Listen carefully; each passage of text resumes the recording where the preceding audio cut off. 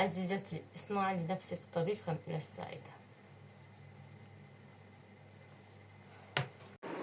مساء الخير يا ولاد. قلت اصور لكم فيديو بس للاسف الفيديو طلع من غير صوت. بعد ما صورت وتعبت وشقيت الفيديو طلع من غير صوت.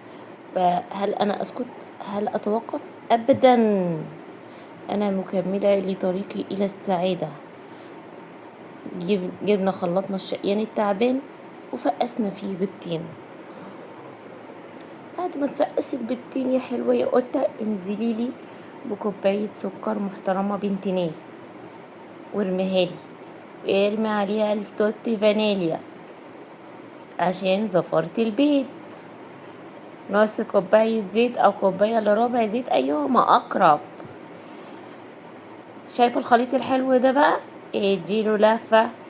لفيني يا ليمونة لفيني. دوري، نسيت اقول لكم ان انا نسيت احط اللبن.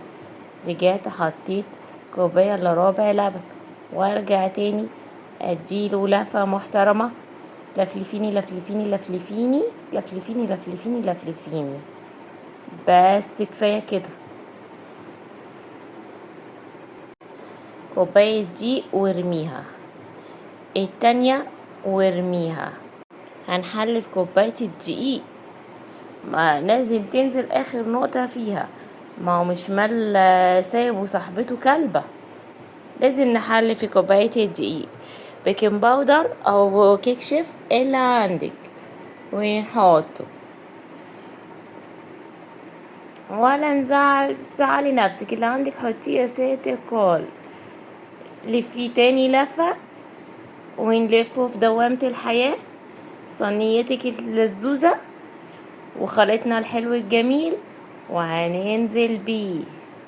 ادلق ادلق ادلق ادلق ادلق ادلق زي الفل. هل احنا نسكت على كده؟ ابدا، شقيانين وتعبانين والحاجة غالية. حلفيلي. نحلف بقى ايه؟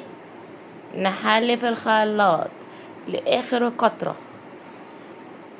خلصنا خلاص والحمد لله. قعدت وحطيت ايدي على خدي مستنية الصينية تخرج من نار جهنم وبئس المصير عشان ناكلها هامي مامي مام. ونحاول نلاقي اي طريق الى السعادة والحمد لله. كده اقولك الصينية طلع شكلها ايه. بسم الله ما شاء الله، لا حول ولا قوة الا بالله. بصي القطعة عاملة ازاي، اوريكي.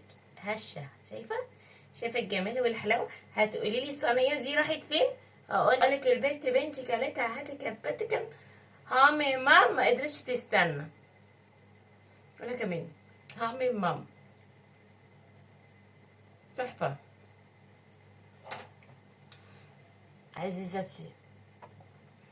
عزيزتي، اصنعي لنفسك طريقا الى السعادة.